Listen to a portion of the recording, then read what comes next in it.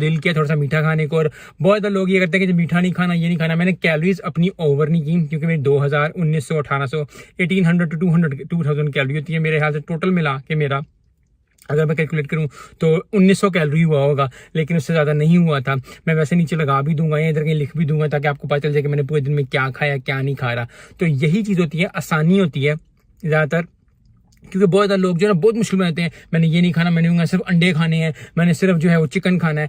वो जो डाइट है ना, जो सिर्फ अंडे खाना और जो लो कार्ब डाइट पे रहना और बहुत ज़्यादा नो कार्ब पे रहना, सिर्फ वेजिटेबल्स और चिकन खाना है, वेजिटेबल्स और पनीर खाना है, वेजिटेबल्स और मीट खाना है, वेजिटेबल और फिश खाना, वो उस वक्त अच्छी लगती है जब आप अंडर 10% हो। मेरा बॉडी फैट अभी 19 या 20 होगा, या शायद 21 भी हो, मुझे एग्जैक्टली नहीं पता, क्योंकि बड़ी मैंने मेहनत की थी पिछले कोई 6 साल पहले, तो फिर मेरा जाके कोई 18-19 हुआ था। तो अभी मेरे हाल से मतलब 21 होना है मेरा। मैं 18-19 शुरू करूँ ताकि जरा थोड़ा अच्छी फीलिंग आए। लेकिन वैसे 21-22 मेरा 21 होगा, 22 नहीं होगा, 21।